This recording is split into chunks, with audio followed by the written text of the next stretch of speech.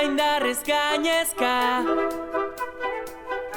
Artaldeko ardibeltzak gareno geho bentzat sentitzen gareno, ez? Deno guzti dut daukagula, ez? Arlo bat non ardibeltzak sentitzen garen, eta polita iruditzen zitzaigun abesti honekin aldarrikatzea hori, ez? Ardibeltzak gara eta ez da lotxatzeko zerbait, ez? Da arro esateko zerbait. Entzun ondo ez baduzu gustoko begiratu beste aldera. Ardibeltzak abestian ja parte hartu nuen diskoan bertan, eta bueno, esperientzia bat orkestarekin ere entzutea, baina bueno, badakizu, ton tipo oso jatorra da eta berarekin lan egitea erreza da. Ez dugu pausorik emango atzera. Normaltasun idealizatu horri, esan behar zaio, entzun ondo, eta gainera aldarrikatzen. Bat begira da okerzen bat jardun bizkarrera. Es un tema que invita a moverse y a la vez lo dice bien claro, ¿no? Escucha bien, entzun ondo. No voy a ser lo que quieres que sea.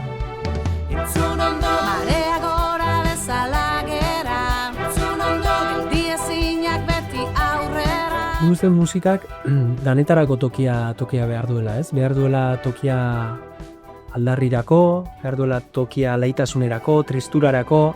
Hortzaldeko ardibeltzak, zazietan bidea egin dutena. Hay muchísimas cositas de la electrónica que están trasladadas a la orquesta y realmente ha sido un trabajo porque es una electrónica curiosa, como muy sincopada, con muchos rebotes de delay que hay que copiar con la orquesta y realmente a la hora de interpretarlo hay que entender muy bien qué es lo que está pasando.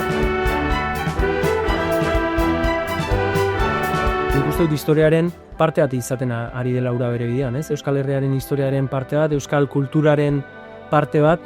Bizkarrera libre jaio ginen moduan. Niretzako aukera ederra, egoteko kantatzeko, bulegon abesti baten eta disfrutatzeko gainera. Ardibeltzak, sasietan bidea egin dutenak. Gu gara. Oso pozik, honen parte izan ahal izateagatik eta gure aletxoa jarri ahal izateagatik ere. Gu gara. Koldeko ardibeltzak, zazietan bidea egin dutenak. Gu gara.